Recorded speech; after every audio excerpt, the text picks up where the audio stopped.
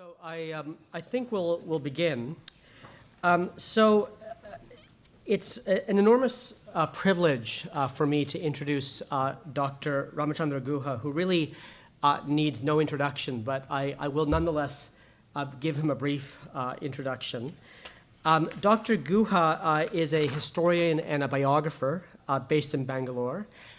He is a full-time writer, but he's taught at Yale, Stanford, Oslo, Berkeley, and most recently the LSE. And for this week, he's been a distinguished global visitor at the Hauser Global Law School program at the NYU School of Law. And we're very grateful that he took time out of his busy schedule to come and be with us in New York City. Dr. Guha is the author of many important works.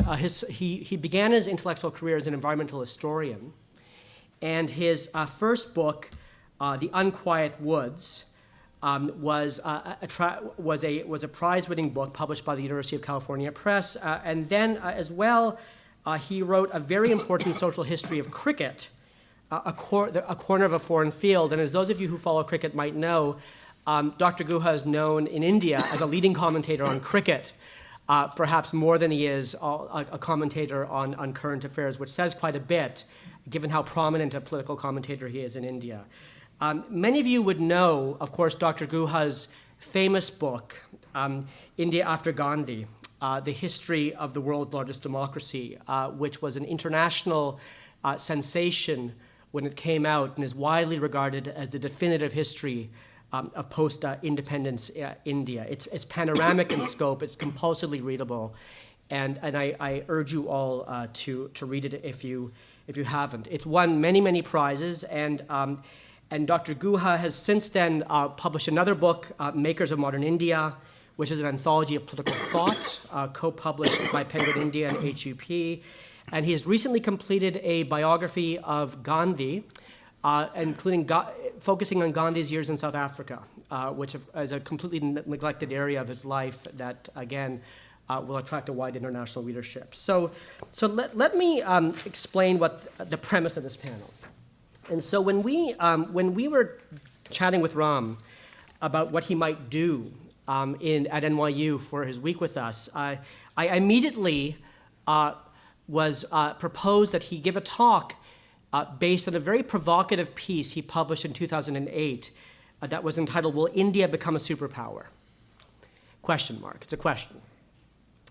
And so the piece was motivated by a certain type of political discourse which suggested that at the turn of the century, not only had India survived, it had been successful, and so the next question was, how great a power would India be on the global stage? And so I suggested to Ram that he give a talk with the same title, and he refused. And so what we have instead is this title, India's Internal Fault Lines, a fatal blow to its global ambition. So I said to him, why won't you just use the same title as you did for your rightly renowned piece? And he said, well, the title of that first piece is a bit too optimistic because it poses the question, as if it could be answered in the affirmative. But I wanted to give a title that's a bit more realistic now. And so that hence we have the one that we came up with. So with that introduction, it's a great pleasure for me to turn it over to Dr. Ram Guha.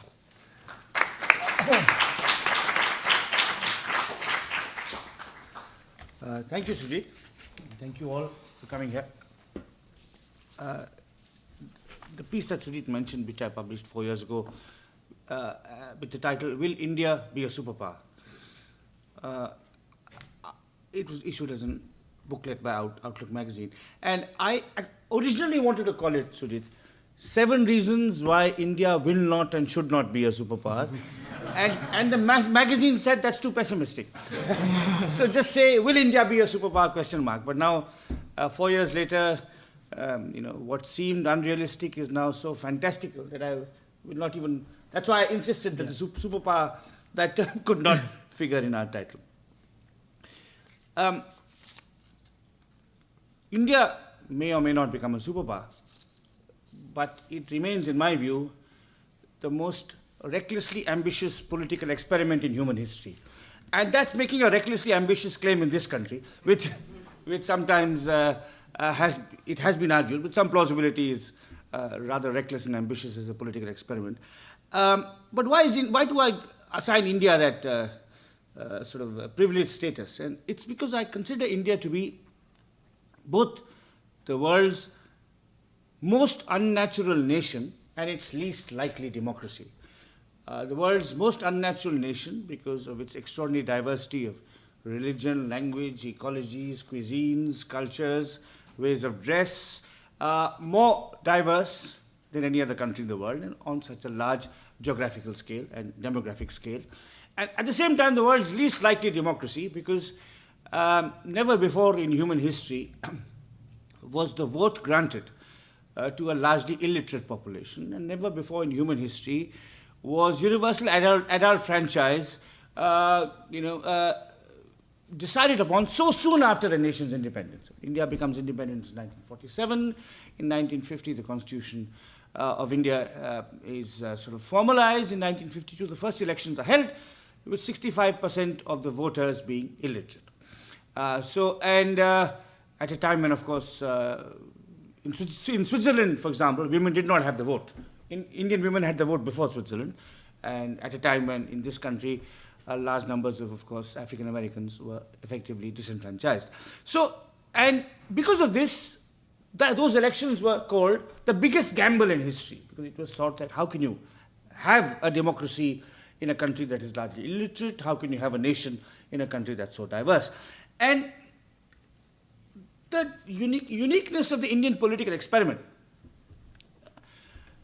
was captured in has been talked about by many people, but at least in the research I've done, I've not come across a more evocative and sharper description of the distinctiveness of this experiment than in some letters I found in the National Library of Scotland. So I'm going to begin with those letters.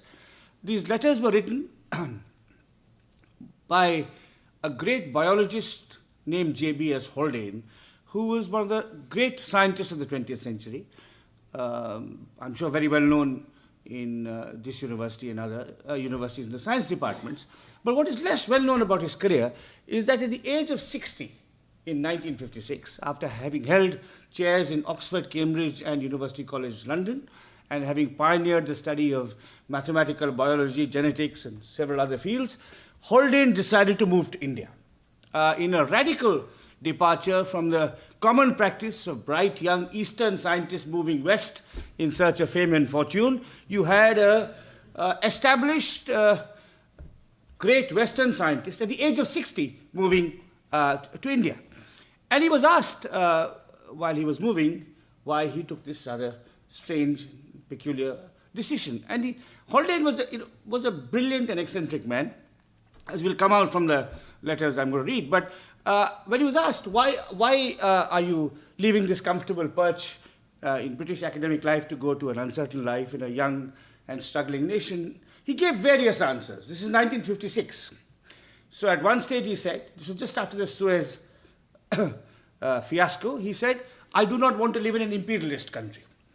At another stage he said, the Prime Minister of India, namely Jawaharlal Nehru, is a rather more intelligent and attractive man than the Prime Minister of the United Kingdom, Anthony Eden, undoubtedly correct. And then on a third occasion he said, when asked why he was moving to India, Haldane replied, 60 years in socks was enough. So he moves to India in 1956, and since it's such a prestigious catch for the Indian government, his application for Indian citizenship is fast-tracked. And he gets that citizenship in a mere matter of 12 months. An esteemed colleague of mine, the Belgian-born economist Jean Drèze, whose work many of you know, took 15 years to get Indian citizenship. It was granted to him recently. But Haldane, Jawaharlal Nehru, recognizing the kind of the cachet and the propaganda value of this, gives him Indian citizenship. He becomes a professor in the Indian Statistical Institute in Calcutta, starts a genetics unit, and 3 years after he moves to India, is the subject of a profile in an American Science magazine, where the journalist writing the profile describes Haldane as a citizen of the world. Now, that's a kind of label that some of us would proudly avow. But Haldane, being the kind of eccentric Scottish, English, Indian he is, writes an angry letter to this journalist and says, "No doubt I am in some sense a citizen of the world." But then he continues, "But I believe, with Thomas Jefferson, that one of the chief duties of a citizen is to be a nuisance to the government of his state. As there is no world state, I cannot do this. On the other hand, I can be and am a nuisance to the government of India, which has the merit of permitting a good deal of criticism, although it reacts to it rather slowly." Now, that's certainly my experience. But Haldane continues. He says, "I also happen to be proud of being a citizen of India, which is a lot more diverse than Europe, let alone the USA, USSR, or China, and thus a better model for a possible world organization. It may, of course, break up, but it is a wonderful experiment. So I want to be labeled a citizen of India rather than a citizen of the world." Now, Haldane's quote, I think, captures the kind of uniqueness and the scale and the ambition of the Indian political experiment. And because India is an unnatural nation and an unlikely democracy, its political ride was destined to be one full of hurdles and rocks. It was not going to be smooth. This is not a small, homogeneous country where everyone speaks the same language, subscribes to the same faith, which has a highly educated citizenry, which has well-developed public institutions and universities and hospitals and so on. So we were always destined to have a rocky and tumultuous ride. And so, indeed, it has been. If you look at our history as an independent nation, and you look at it decade by decade, every decade has seen major conflicts in different parts of the country along different axes. And I'd just like to recapitulate for you the major conflicts decade by decade that the Republic of India has faced before coming to the fault lines and the challenges we face in the current decade. So we get our independence in August 1947. Less than 6 months later, Mohandas K. Gandhi, the father of the nation, is shot dead by a right-wing Hindu fundamentalist. Now, this episode is famously well known. But what is much less well known is that 6 weeks after Gandhi was assassinated, the Communist Party of India met in a secret conclave in Calcutta and declared war on the Indian state. Of course, partly inspired by what was happening in China and partly under orders from Stalin's Russia. The communists launched an insurrection in different parts of India. So at its birth, the Republic of India, or not then a republic, the independent dominion of India, was faced with the challenge from right-wing Hindu fundamentalism and left-wing communist extremism. And it's a long and complicated story as to how that challenge was contained, tamed. Both sets of extremists were brought into the democratic system, a constitution was forged, and in the first election of 1952, the communists and the Hindu right-wing party, the Jansangh, both fought, sort of using the ballot rather than the bullet. So at its birth, in the late 1940s, you had left-wing and right-wing extremism. Move to the 1950s, and this is a decade, for the student of social conflict, it's a decade known above all for the assertion of linguistic-based regional movements, demanding that the map of India be reconstituted across linguistic lines so that rather than follow the territorial boundaries that the British had imposed on India, where, for example, the Bombay Presidency, which extended through large parts of the West, had Marathi speakers, Gujarati speakers, Telugu speakers, Kannada speakers, each of these different linguistic groups, each of which, of course, had a separate script, claim their own distinctive linguistic state. And this is a movement that was, each of these linguistic communities launched massive protests. There were strikes, there were demonstrations, there were shootings, there were burnings, there were hunger strikes, there were fasts. And it was a time of some considerable anguish for a country that was less than a decade old, because in 1947 it had been partitioned on the basis of religion. with the creation of the Muslim homeland of Pakistan. And there were very real fears, at least among the elite, among the intellectual and political elite, that giving in to the demand to linguistic states would lead to a further balkanization of India. As it has turned out, actually, the creation of linguistic states has, in some ways, deepened and furthered Indian unity. But there was this massive upsurge of language-based popular protest movements in the 1950s. Also in the late 40s and 1950s, you had the birth of insurgencies in Kashmir in the west and Nagaland in the east. Now, the Kashmir insurgency is very well known. It's linked to a border dispute between India and Pakistan, the fact that the princely state of Kashmir was claimed by both countries. It's a story, at least the broad contours are known to everyone in this audience, including those who are not Indian or specialists on India. But the Naga insurgency is much less known, but it was very serious. In military terms, the Nagas, who are a collection of tribes on the northeast, decided, large numbers of Nagas decided that they did not want to be part of the Indian Union. They held talks with the Prime Minister Jawaharlal Nehru. Nehru said, you cannot become an independent state, but we can certainly find ways of granting your territories cultural, legal, institutional autonomy. But the Nagas were really determined to have a nation of their own, were fired by that dream. And through the 1950s, there was massive conflict between the Naga rebels and the Indian army, in which many people perished on both sides, and including, of course, villagers who were caught in the crossfire. And it was done completely out of reach of, very far away from New Delhi, so out of reach not only of the foreign media, but also of the Indian media. So the Naga insurgency, which dates back to the early 1950s, is really very little known outside India, but has posed a major challenge to the territorial unity of the Indian state. So that's the 1950s. Come to the 1960s, and the Naga insurgency is joined by an insurgency in another northeastern state led by the Mizos, who are another group of tribal communities ethnically, religiously, linguistically quite distinct from mainland Indic civilization.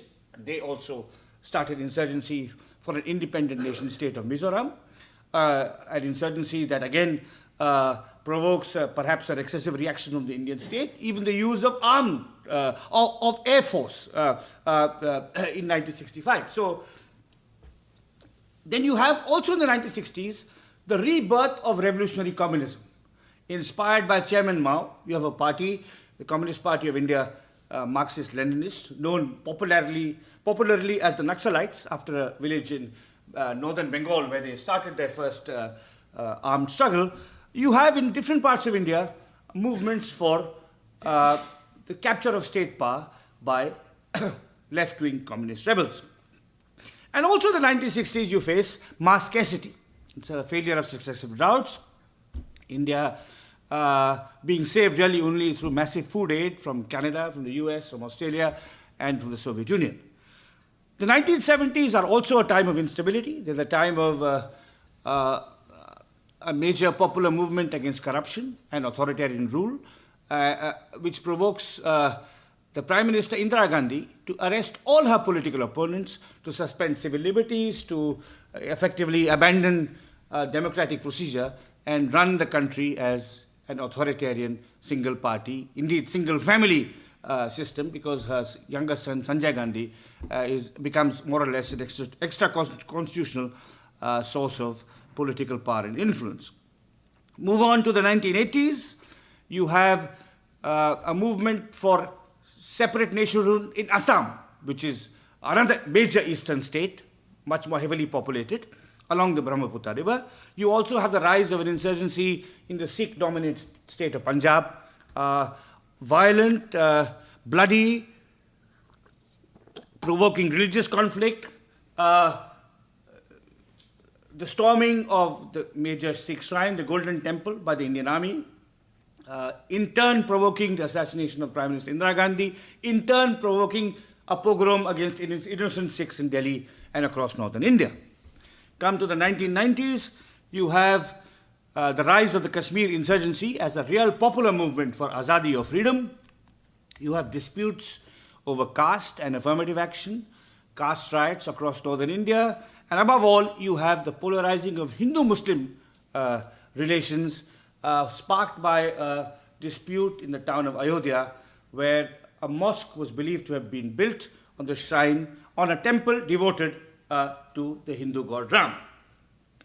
Come to the 2000s, and you have continuing trouble in Kashmir, you have a major pogrom against Muslims in Gujarat, and you have Islamic fundamentalism having an impact on India, especially as you know in the attack on Bombay in 2008. So the point of listing all of this is to refresh our minds and to think as from the perspective of a historian. Conflict, disruption, insurgency, violence, tension, social conflict are nothing new. Indian history has been, in the history of India as an independent nation, has been punctuated by conflict and rebellion. Over time, some of these problems have been resolved. The two most successful insurgencies that have been tamed are the Mizoram and the Punjab insurgency.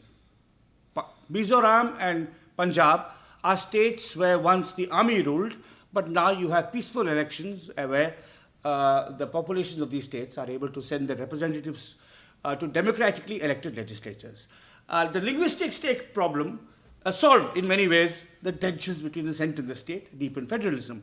But just as old conflicts have been resolved or tamed or contained within a democratic framework, new forms of conflict around different axes have surfaced or intensified. And if you think of India today in 2012, and if I was to list what are the major political, social, institutional challenges that India faces today, what are India's internal fault lines, I would list four above all. There could be more, but I'm going to list four. The first fault line is to do with continuing conflicts over identity, linguistic, caste, and religious identity. At the moment, these seem moderate and manageable, but these could escalate.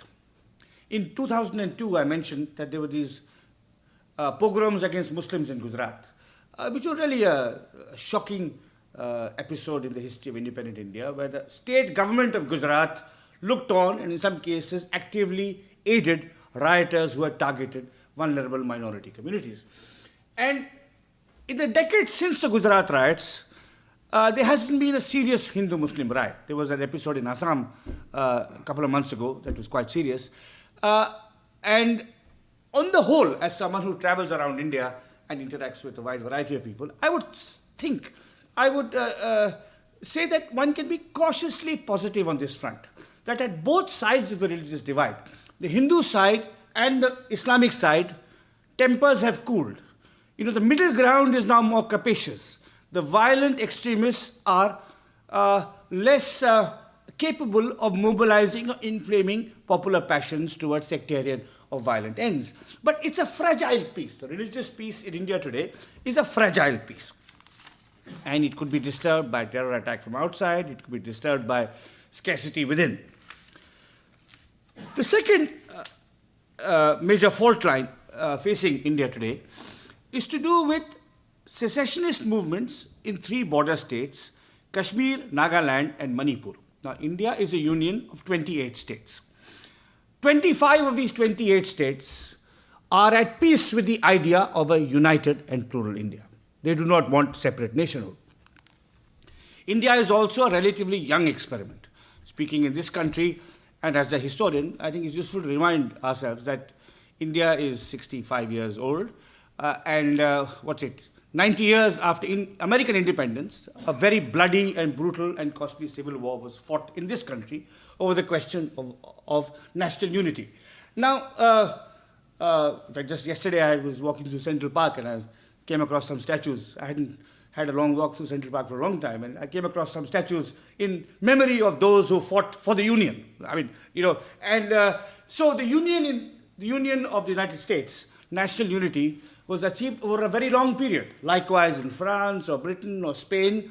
And from a historian's point of view, clearly one can be detached and say, you know, we are 65 years young, that three states are, unreconciled is actually quite good going. If 25 out of 28 are okay with union, and those 3 states are small demographically, but we live at different times. We live in the 21st century, where the scrutiny of the world is upon us, where expectations of human rights are much higher, where states are supposed to behave much more responsibly, and so on and so forth. So the fact that in 3 states in India, Nagaland, Manipur, and in Kashmir, large sections of the population desire separation from India is a matter that must, compel some serious attention. So that's the second fault line. The third fault line is a growing Maoist insurgency in the heart of India, which is a manifestation of deep and pervasive inequalities in Indian society, and particularly in the distribution of the gains of economic liberalization and economic development. The Maoists are particularly strong among tribal communities in central India that have faced a series of, one could say they faced serial dispossession. Tribals across the central Indian heartland have had the misfortune to live along India's fastest flowing rivers, amidst India's most valuable forests, and on top of India's most lucrative, commercially lucrative mineral resources. So they felt serial dispossession at the hands of dam builders, commercial logging companies, and most recently, mining companies, and have been deprived, disadvantaged, dispossessed, and have not found a stake, honorable and proper, dignified stake in the democratic political system. And this is kind of an open invitation for Maoist insurgents to root themselves in these tribal people who live in hill and forest areas, which are also, of course, from a geographical point of view, very well suited to guerrilla warfare. So geographically, sociologically, ecologically, and economically, there are various reasons why this has become a kind of theater for insurrection. The areas occupied or controlled by Maoists, the estimates vary. Over the last 10 or 12 years, there's been a kind of regular bursts of violence. So the Maoists attack a police station, an armory, kill 20, 30 constables, kill 20, 30 soldiers. The paramilitary or the police retaliate, burn villages, subjected of harboring Maoists and so on. And every few months there are these episodes of violence, and there's no sign that it would disappear. It's like geographically contained. It's very unlikely that the Maoists can expand their military or even moral influence outside these hill and forest areas. At the same time, the state has lost its credibility and its legitimacy among the communities where the Maoists are active. So India is a very large country. So, it can, in a sense, absorb this violence. It can continue, the functioning of the country as a whole, or of the economy as a whole can continue. But a massive human cost within those districts and hills and valleys where the conflict is being played out. So that's challenge number 3. And challenge number 4 is to do with the abuse of our natural environment. There's some debate in the Indian press about climate change and India's responsibilities towards forging a more equitable, sustainable climate change regime. But I think one should focus somewhat more on domestic environmental problems, on the massive environmental degradation within India. India is an environmental basket case. Rates of air pollution in India are higher than almost anywhere else. Delhi, Calcutta, Bangalore, Bombay are among the most polluted cities in the world. Historically, most Indian cities were sited on rivers, which are a source of drinking water, irrigation. These rivers are dead, biologically dead. Much of Indian agriculture depends on groundwater aquifers, which are being depleted by the day. They are declining very rapidly. There's chemical contamination of the soil. There's a decimation of biodiversity, and so on and so forth.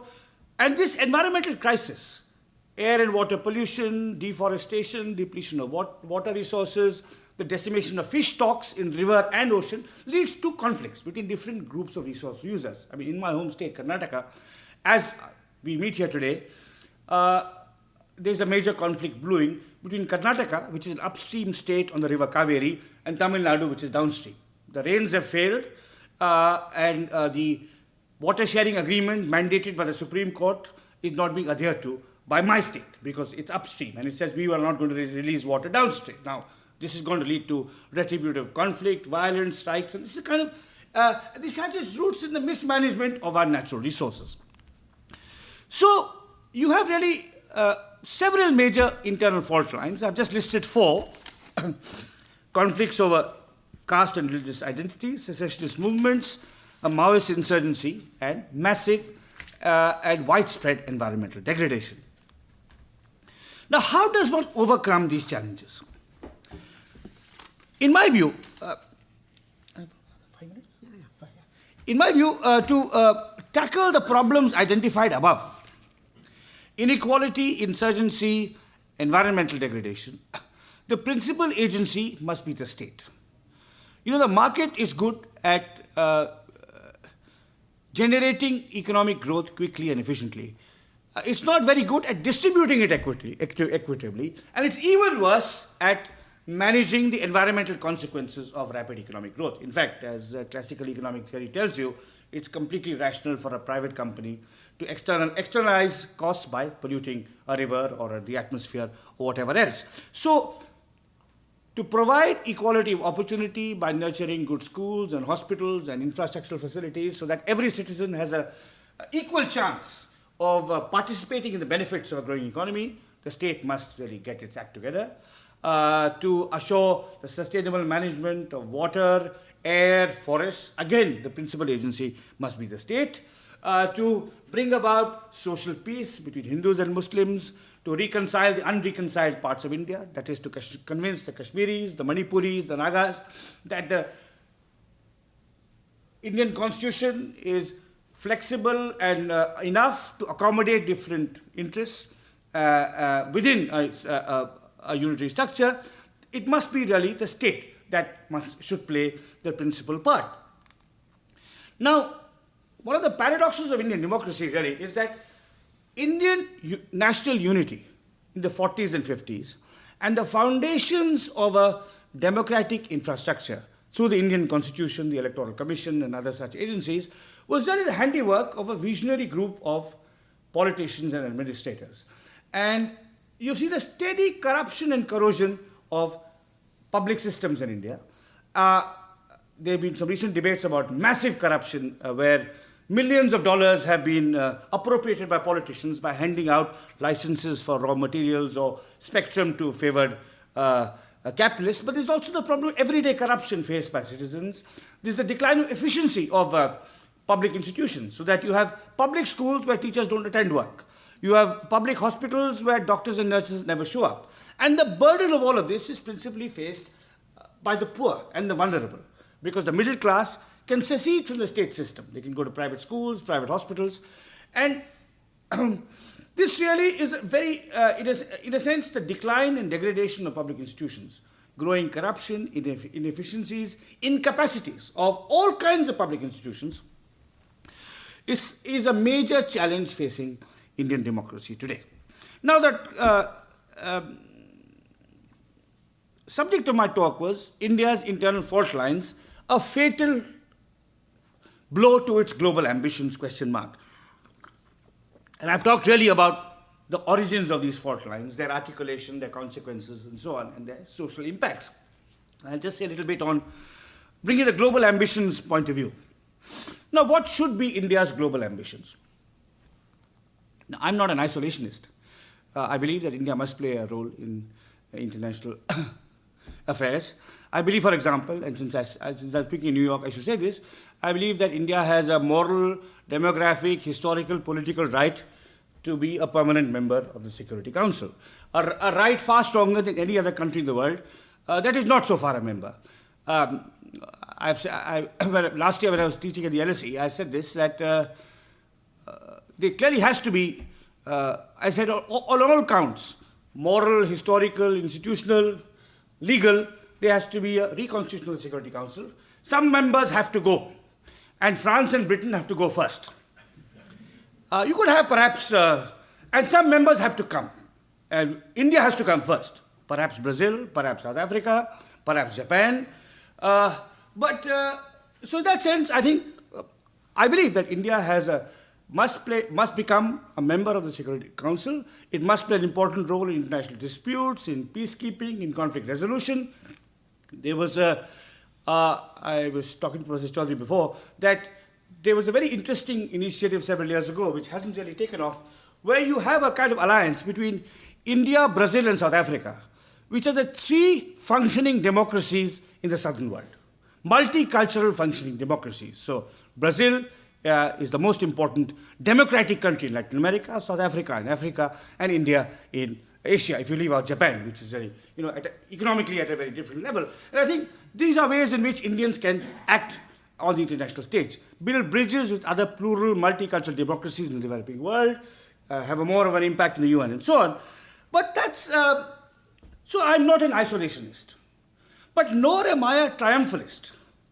The piece that I wrote 4 years ago, which Professor Choudhry mentioned, was really provoked by a kind of sense of arrogance and triumphalism among sections of the Indian elite. That because we were the largest democracy in the world and had successfully held 15 general elections. Every time there's a general election in India, it's the largest exercise of the democratic franchise in human history, because we are so many. So 300 million, 350 million, 400 million people voting. So because of our record as a successful electoral democracy, because of rapid rates of economic growth, there was a sense, and sometimes there indeed still is a sense, among sections of the Indian elite, that India is destined to be a superpower. And it's true, and three sections of the elite lead it: the business elite, the political elite, and the media elite. And I was in a sense responding, of course, to the last, because I write a column, and the media, of course, there are complicated reasons why the business elite and the political elite want talk this kind of superpower talk, and the media elite's reasons, I think, are to do with a deep psychological inferiority versus the media elite of the West. Indian editors would like to occupy the role in the World Economic Forum at Davos, currently played by the editor of the New York Times, the Wall Street Journal, the London Times, and so on. And so they kind of boost this kind of triumphalism. And I think that's completely crazy. What I've tried to do in my talk today, and what I've tried to do in stuff I've written in the Indian press, is to provide a reality check, to focus a sharp glare on these domestic fault lines, and to suggest that because the Indian democratic experiment is so young, it's so reckless, it's so ambitious, we should not really take Indian national unity, Indian democracy, or Indian pluralism for granted. These are all hard-won. These all have to be carefully nurtured, and these all have to be consolidated and deepened, a process which may take several decades.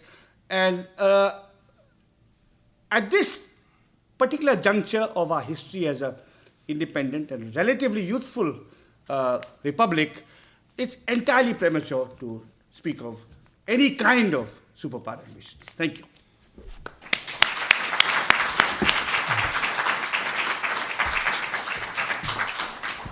So at this point of the program, we'll open the floor to questions. And so Dr. Guha is available for questions. Who would like to pose our first question?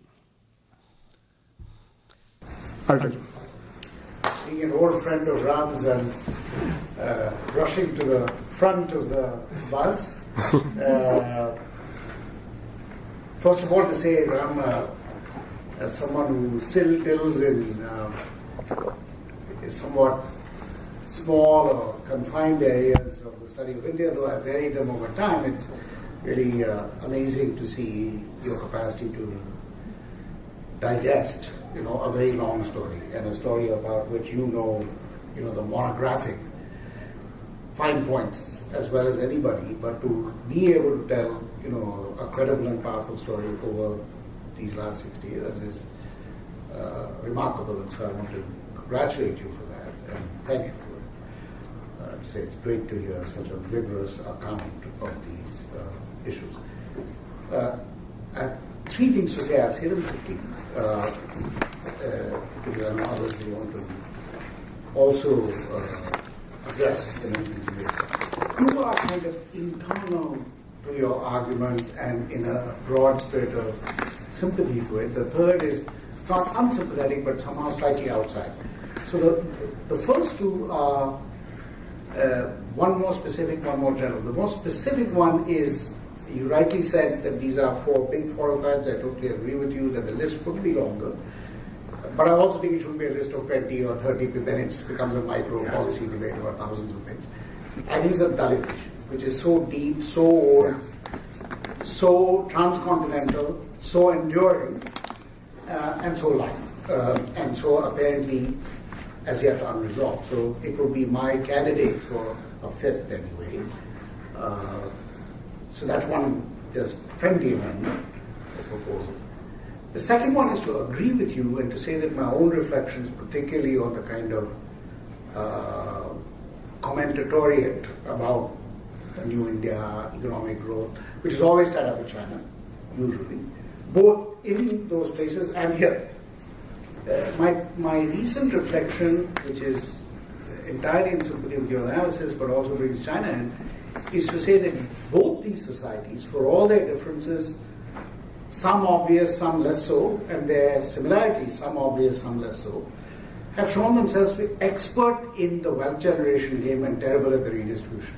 So I think these are very important things because we really have what the Indian and Chinese experiments, to use your language experiment, show is that in today's world you can become fabulous at wealth generation and be hopeless at redistribution. And this is in 2 very different qualities. So it's worth pausing over why 2 end in the same place, whether it's 8% or 10%, and where the problems are the same. We can, I think, I'd be interested to hear your view, whether my characterization is correct, and I think it's very much in line with what you're saying about India, but I think we can throw China in there too. Maybe other places as well, but we talk about those. So these are my 2 sort of friendly additions to what you're saying. My more not critical but outside your frame argument, which I think, I hope, is relevant to the group that is hosting you, the question of constitution, nation building, and so on, is to ask a bigger question that while I agree with you that all these challenges exist, there's a presumption in your overall argument, whose source also will be familiar to you, which is about the nation form and the nation-state form. I've come a long way since my own views of 20 years ago that this is probably likely a going thing, although I still think it was well worth repeating that the nation-state form is a 400-year-old form. Nobody called from heaven saying it is determined to be here forever. And it's perfectly fine to ask about its history, its fragility worldwide. But I go back to it in this way, that if you look at the period before Indian independence, one could well look at everything you've said and that what it signals is a question: who named the national project? Who named the project of the nation state? Who defined the territory? Who defined unity? Who defined belonging, etc. And for whom? You could ask that about every single social case, every region, border or central. You didn't mention South India, where for a very long period people wanted out. The Tamil border. They didn't want to be part of Delhi, they didn't want to be part of Hindi. That's gone now, but those are good reasons for it, as you said. So the big question is, we have a constitutional project, we have a democratic project, but we also have a national project. None of them were awarded by heaven as something which is India's destiny, unless one simply buys straight into some version that says India was a nation, starting in Mohenjo-daro, which is plainly untrue. India was a nation starting in 47, not even 40, or in 1850. It began then. So my invitation to you and my request to you, my suggestion to you is, how would the terms change of your account, all of which I totally agree with, both in spirit and content, if we said that these fragilities, and we're not talking about comparatively, US has its fragility, I think none of these nations are born in heaven. France, here, there, the whole European Islamic link is because there's an Islamic history of thousands of years before the last 100. That is why Islam is still around in Europe, not because it arrived by plane from Saudi Arabia. So I'm not from the others, but India, since that is our case, I'm asking whether the challenge of the democratic project, which has great admiration internally, for the electoral project, which you say is the greatest logistic achievement in human history, etc. But that's within that frame. But if you go outside that frame and say, what is all this about? I think it's very important to say it is about a project which itself, as it were, somehow arrived without massive sign-on from large populations, geographical, caste, religious, etc. Therefore, it makes perfect sense that these problems endure, that they appear in this form, that form, etc. Because, and so the broader comparative question is the relation between nation, constitution, democracy. Sorry to have gone on this topic. It's the one outside a bit of the frame. So, but don't feel obliged to take out any of this. It's just ongoing dialogue with you. No, yeah, absolutely. No, I mean, I won't take on the last one only simply to say that, to repeat what Haldane said, the reason I focused on this is that I'm not a citizen of the world. I can only criticize my own country. So, but there are questions about. No problem with that. Yeah. So I think I mean that's the question about is the nation state a historically contingent form? Can we overcome it?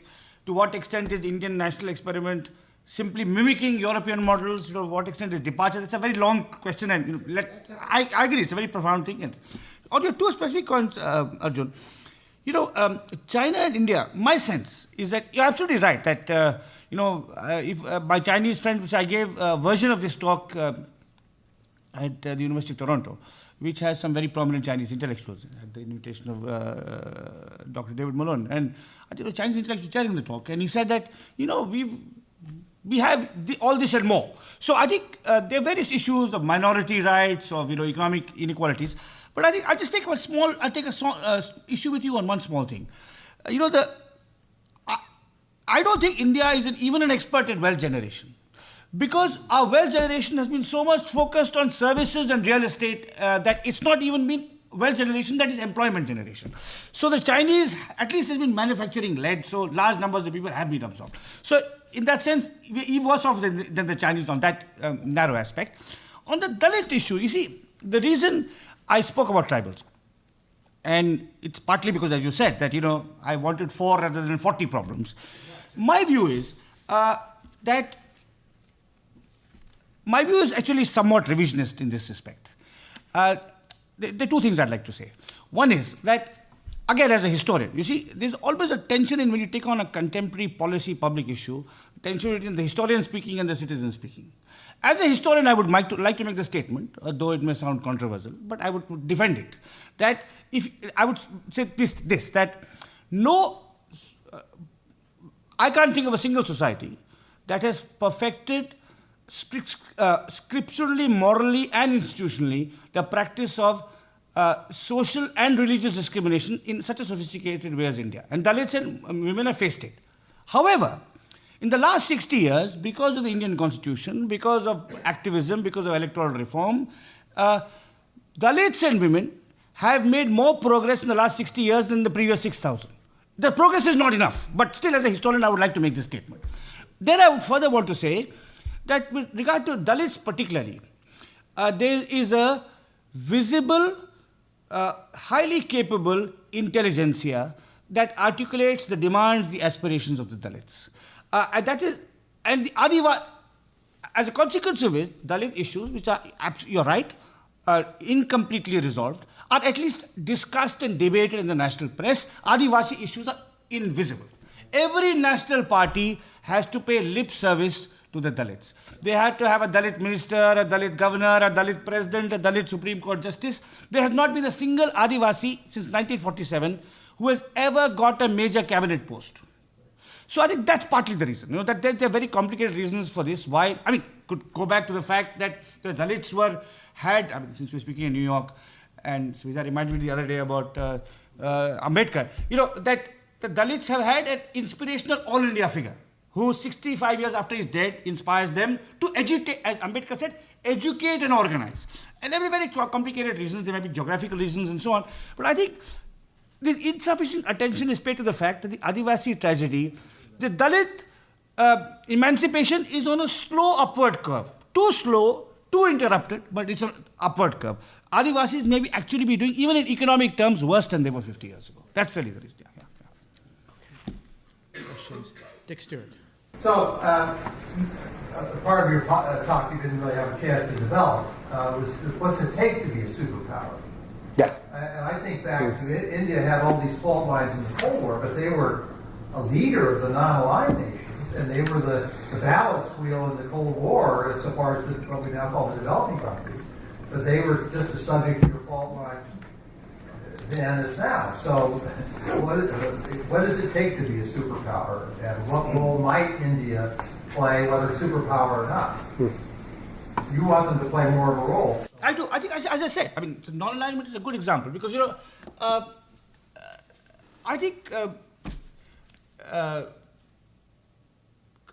said alliances with countries like Brazil and South Africa. Those who advocate India playing a more aggressive role, essentially also advocate India entering into a very close alliance with the United States. And, sometimes it's articulated in terms of shared ideals and goals, multicultural democracy. Sometimes it's articulated in terms of shared enemies, the Chinese. We have to come together to keep, to push back the Chinese. But I would say that, non-alignment is an interesting example because I think, and then I might have a minor disagreement with Arjun in that, to say that I actually don't believe that. I think there is something peculiar about the Indian national experiment, where particularly its multi-religious and multilingual nature. That is not found in Pakistan. I sometimes say this, and my Pakistani friends get angry, but it's true. Pakistan is the perfect European nation. One language, one religion, one enemy. Israel and Pakistan are mirror images of one another, in that sense. So I think there is something about nurturing pluralism which makes us more like South Africa, and and where they're borrowing and which could be on questions of especially with international migration and so on. I mean, there are ways in which India can play influence debates in Europe on immigration. How to handle the Muslim minority would be a good example. So in that sense, there are other ways in which India could play a more important role. Whether you want to call it a modified non-alignment, updated non-alignment, that's possible. But not in terms of aggressively asserting economic might that does not exist, or a kind of military arrogance. I mean, there's again, Professor Choudhry and we were talking about this the other day. There was a famous statement by a 19th century Mexican president, poor Mexico, so far from God, so close to the United States of America. And every Nepali prime minister can say that. Poor Nepal, so far from Vishnu, so close to the Republic of India. And I think that's other ways in which India can reimagine its international relations. Is we've ruined the way we treat, especially our relation to Nepal and Bangladesh. So I think there are ways in which, and the idea that a superpower is one who has, but I think, of course, we need to be vigilant. We need to have a good army, a navy, but essentially for defensive purposes. And I think the idea that a superpower is one who expands its economic and military and coercive imprint. That's what I really have problems with. Yeah. Okay. What's your view on what seems to some of us to be a significant change in the political architecture? We have a lot of state-based local parties. Yeah. There seems to be a decline and an absence Yeah. of what we might call a national party. Yeah. No, that's a very good question. I think it's again a very complex issue.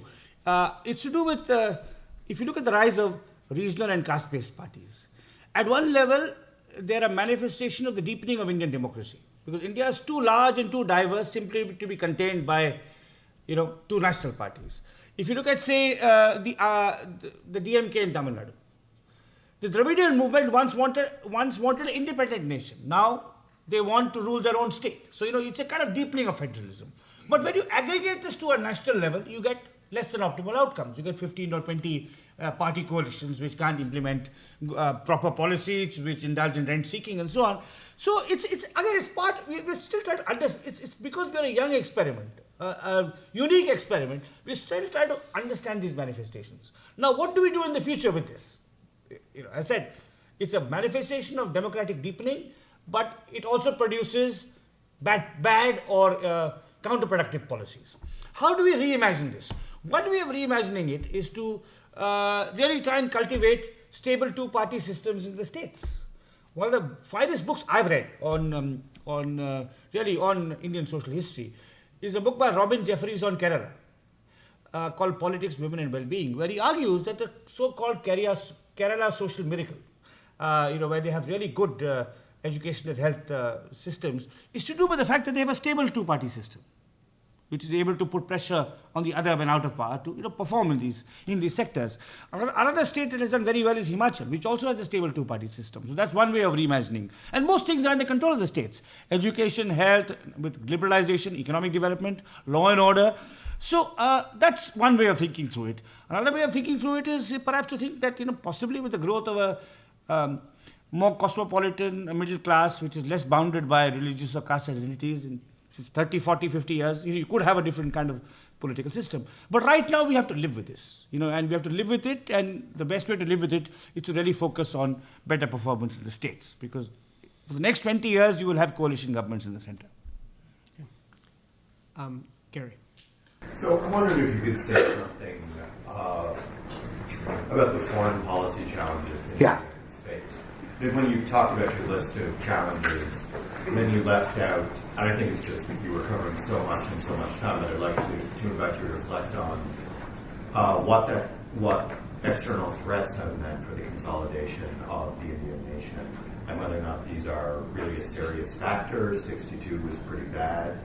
I'm still sort of embarrassed about Mr. Nixon sending a carrier group into the Bay of Bengal. I think most Americans I don't think know about that, but I think we should feel pretty bad about that. But whether or not these things really matter, whether or not they're a significant part of the story, so I wonder if you could reflect a little on that.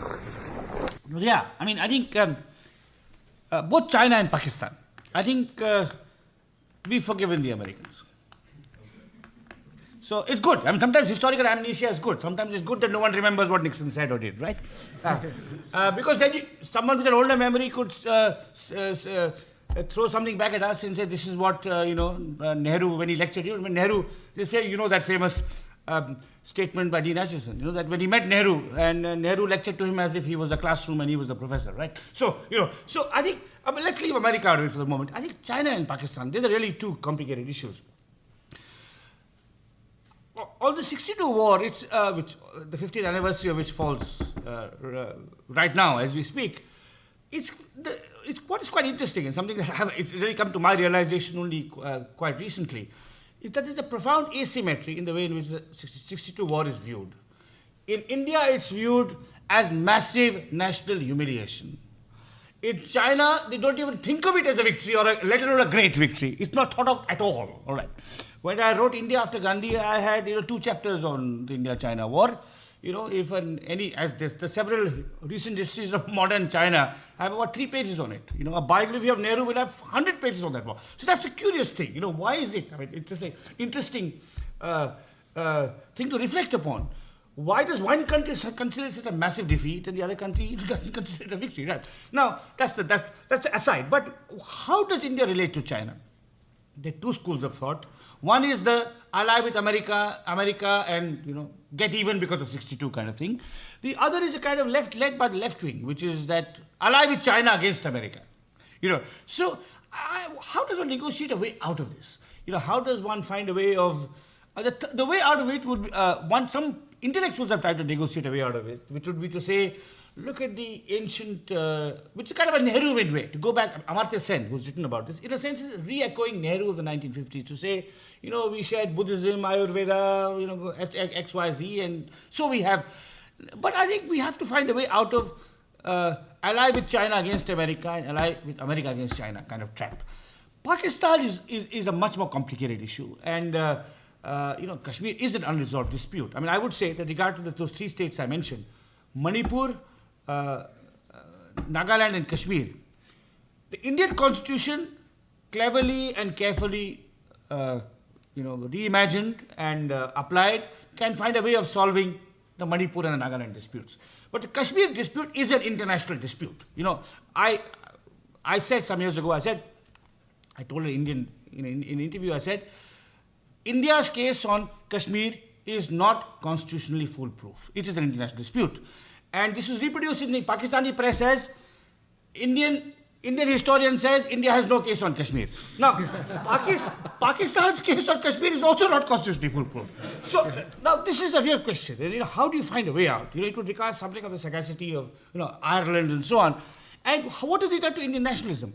When there is a threat perception, when there is more insurgency in Kashmir, then there's a consolidation of a right-wing Hindu nationalism, which is really a version of a right-wing Pakistani nationalism. Is that we are a Hindu nation, they're a Muslim nation, that kind of thing. So there are real challenges that the dispute with Kashmir faces to Indian nationalism, especially when insurgency is on the rise or when the terror attacks as in Mumbai. And I just say one last thing on this, because it's partly to do with I think, again, Indian politicians have been very short-sighted, particularly the kind of poisonous partisanship of the two main parties. In 2003, Atal Bihari Vajpayee was the first Indian Prime Minister to visit Kashmir in 18 years. And Sonia Gandhi told the local Congress ministers, you can't attend this talk. And he was going as a Prime Minister. And but if the Congress, Manmohan Singh, 5 years later, when he started a dialogue with Musharraf over Kashmir, the BJP started a movement against this, popular movement, and they blockaded the valley. So it's a very complicated thing, and I really, I sometimes say, next to Palestine is the most difficult problem. But China, I think we have to find a way out of this. We have to forge our own independent relations with China, regardless of the Americans. Okay, I have a long queue. So, Sidhu? Yep. I actually just wanted to go back to this point you were making of the fissures, the fault lines internally and an external role. And in some ways, if you look historically at other quote-unquote superpowers, I don't like that word as much as you Yeah. They've coexisted. They've all had internal fault lines, and yet they've been playing major roles globally. Right. And I think the question I'd like to sort of pose and push a little bit is, in the 21st century, is there now an awareness and a connection between the domestic fault lines and the need to play a greater role to address the domestic fault lines to some extent, and vice versa? So in some ways, one informs the other, rather than the two being very disparate. In India, unfortunately, that's not the case. In India, the case is that domestic fault lines are ignored in order to press a more aggressive posture on the international stage. I mean, I spoke about the media. The attacks on our last two environmental ministers have been the first two environmental ministers who are not corrupt, who in a modest way try to implement the law. And the people who attacked them most is the Indian Express newspaper. I'll mention the newspaper, and of course the business press. So I think the idea is you are keeping us backwards. You are not allowing us to progress. So things like, a case in the Supreme Court I was part of, which is to do with the vigilante army curbing the Maoists. You raise human rights issues, you raise environmental issues. You are, So I think in India, unfortunately, that's not the case. It's really the reason to focus on this is, often it's said, anyone who talks about internal fault lines is, really destroying our global ambitions. Sir, you were waiting. Yeah, I think that will answer this quick. I think if I understand you, that we need a strong state leadership to face these four challenges and many more which are there. But given the fact that, at least for the foreseeable future, we are going to have coalition governments, which always seek the least common denominator. Yeah. So how do you see the situation? No, it's not. I agree. I mean, the short term, it doesn't look very hopeful. I would say strong. I wouldn't use the word strong. I would, because strong, implies strong, stronger, strongest, and so on. So I think I would rather say a leadership that is focused on implementing the Constitution, on being sensitive to diversity, pluralism, and really that. Yeah. Let me get back to the theme that you had mentioned about India and the partnership with other states in the South, sort of providing lessons to each other, and even to the North, I would say, in terms of managing deep problems such as managing diversity in society. And the boldness of the Indian experiment, as you mentioned, has much to do with trying to encapsulate all of this diversity into the system. So when one comes in with their sort of formal institutional lenses and and takes a look at the strategies that were applied. One sees linguistic federalism, and one sees reservations. And so the question is, if you or a colleague were the sort of tour guide for this tour of the Global South, coming to learn about these strategies to manage diversity, which is an issue that, is governments all over the world are facing, and governments that are inchoate that are trying to face. Would the title of the tour be, multicultural paradise, institutionalized, or, forest of devil's bargains? Forest of? Devil's bargains. Devil's bargains. Yeah. I'd say I'll offer an alternative. And that comes from Gandhi. It would be called the beauty of compromise. I don't think it's a devil's bargain. I think reservation is not a devil's bargain. I think linguistic pluralism is a great achievement. I mean, my tour would begin with, and I've used this example so many times, people are sick of it, but I'll use it once more. My tour would begin with the Indian rupee note with 17 scripts on it, right? So I would say the beauty of compromise. I mean, that's what it is. Yeah. Can I ask you a question in a different way? I mean, towards the end of your talk, you talked about what the response should be towards these fault lines.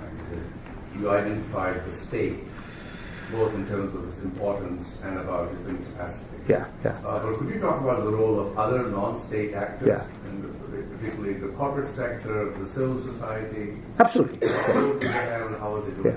Absolutely. I mean, I didn't mention it because it's overlapped to something I spoke about 2 days ago in my conversation with David Malone.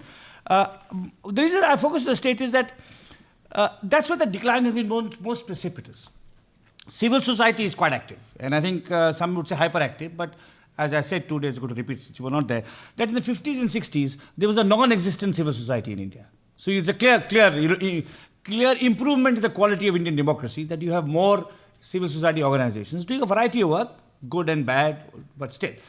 The private sector is much more complicated. I think there are few admirable philanthropists, who, particularly in the sector of education, less so health. But by and large, they've really not. That may be true everywhere. That maybe Bill Gates and Warren Buffett may be aberrations even in this country. But the civil society, the decline has been most precipitous in the state. And in a sense, that's really what's worrying, because, of course, you're quite right that the private sector and the civil society must play complementary roles in all of this.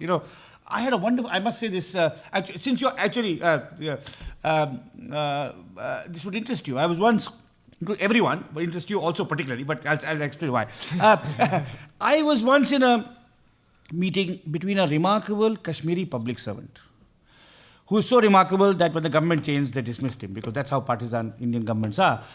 I was once in a conversation, a fly on a wall, between a remarkable Indian public servant and a remarkable Indian industrialist who in many ways is one of the more philanthropically oriented Indian government. And the remarkable public servant was telling the Indian industrialist, please open a unit of your company in Srinagar. The signal it would send, a cutting-edge pharmaceutical company coming, young science graduates, the signal we send to Kashmiris that they want us, they feel they're part of us. The signal we send to Pakistan, and which is, of course, sunk in a kind of medievalism and further sunk. And of course, the industrialist said, I've run it by my shareholders. The shareholders will say no. So it's but I think it does. It was for me a very moving. It was a thing of where the state had failed, but if a private sector had the vision to break this logjam of young Kashmiris not getting dignified employment, what could it do to social tension?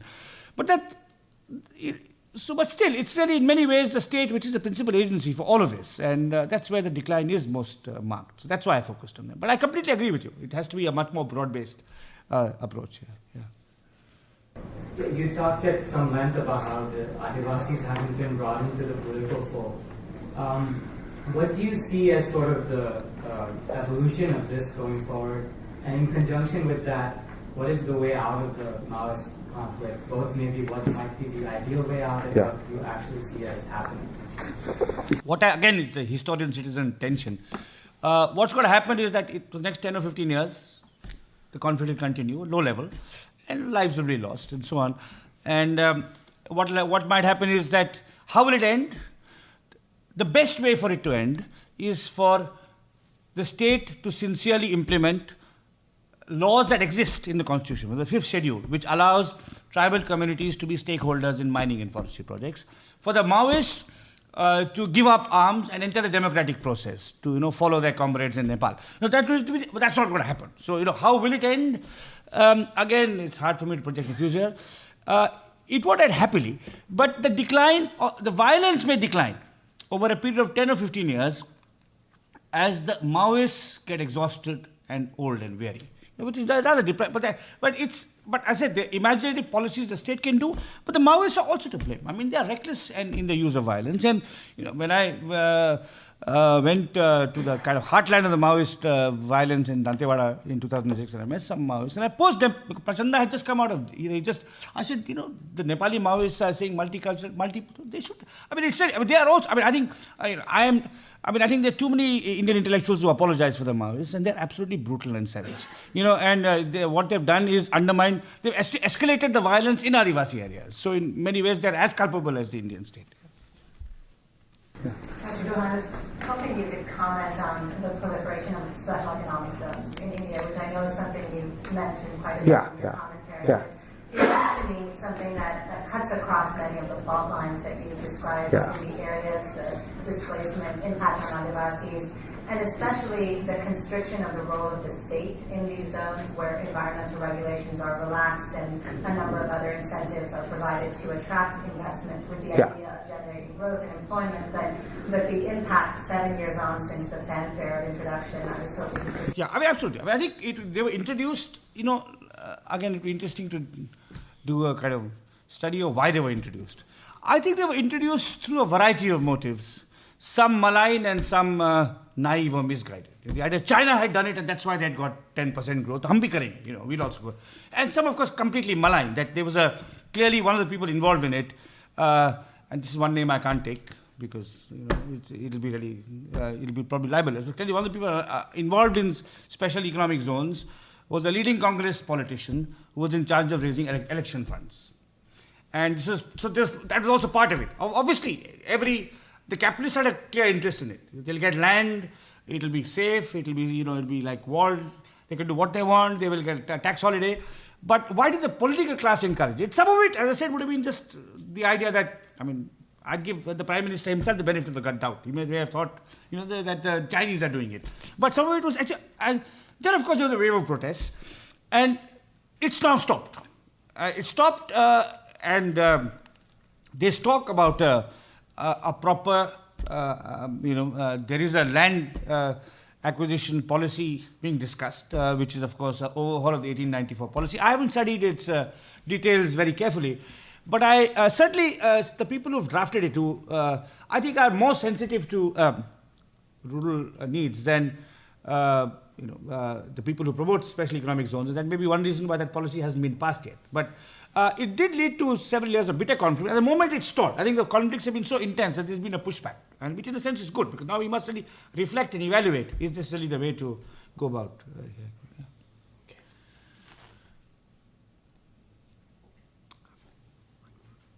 Sir. China is completely secular in its political realm, and I think that gives it a lot of strength to organize the population. I think religion and politics should be kept as far apart as possible. And India is sort of the leading world model, maybe with Iran, Israel, and America, along with it as theocratic states.